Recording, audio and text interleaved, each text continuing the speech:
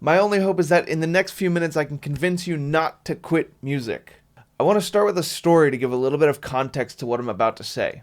When I was growing up, I always heard about how difficult it was to be a musician or to get into the music industry or the music field or whatever. While I also saw people just struggling and having difficulties of their own, living a 9 to 5 and working and all of that. At the same time, I had a friend who was going to school for music business, but he ended up becoming a full-time photographer on the other end of it. We had a conversation one day where we were talking about the future and goals and plans. This conversation is the reason that I dropped out of school. Growing up, I was always told you need a backup plan. And so my backup plan was psychology. I was going to school for psychology while working on music as my primary plan. The thing is that psychology in school was taking up all of my free time and available time, and that music was getting like the small sliver at the end of the day, if that. Back to the conversation that we had, he had asked me that day why I felt I needed a backup plan and why I couldn't just single-mindedly work towards music, because that was the primary plan and the only goal that I really had. He asked me two incredibly important questions. The first one was, how much did I know about getting into the music industry? And I said, absolutely nothing. That's the problem. It's difficult to do, and I don't know anything about getting into it. And the second question was, how much do you know about getting into the field of psychology? And my answer for that was the most mind-blowing thing. I don't know anything about getting into the psychology field either. So either way, I was going to be working to find out what I needed to do, and working probably as hard, because it's going to take me years of schooling and then it's going to take me years of figuring it out on the other end. Or I can go towards music, which is going to take me years of learning, years of trying to figure it out, and then years of doing the practice. It's just going to take you time, effort, and energy either way. So being fully convinced of that, I want to read something to you that I wrote today that I feel like really exemplifies what happens to artists, why they give up, and what happens to dreams. We start to believe in the myth of the starving artist, as if everyone else wasn't starving as well.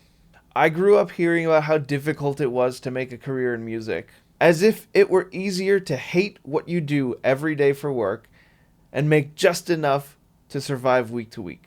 Musicians feed off of creativity, but those who sold their souls to 9 to 5 jobs feed off of your dreams. And the sickest part about it is that you let them in.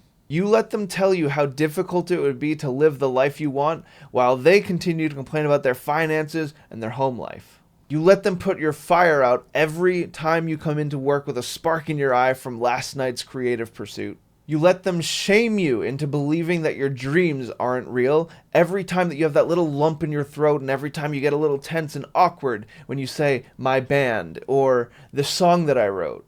And once you stopped believing in your dreams, you put them on the table for the dreamless people to feast. You let them kill your dreams so that they wouldn't starve alone, so that they wouldn't have to look themselves in the mirror and admit to themselves that they gave up because it got hard.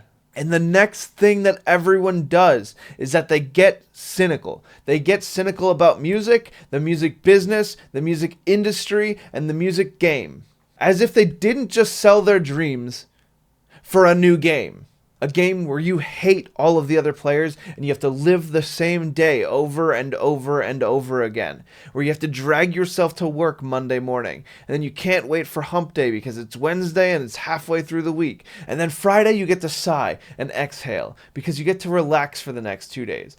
Which means that you only have 2 out of 7 days every week that you get to enjoy. The other 5 days you can automatically say you hate, you don't enjoy, you're not having a good time. And after those 2 days, you're back at it again, but you're praying for a break. You don't get a break until you can climb yourself out of the hellish pit that you've created after you sold your dreams. The whole point here is that one way or another, you're going to have a dream that you need to be chasing. The whole point here is that one way or another, whether you give up on art or you choose to work a 9 to 5 or you continue in art, whichever way you go, you're going to be chasing something. You're going to either be chasing your dream and your goals, or you're going to be chasing some kind of reprieve from the life that you now live in.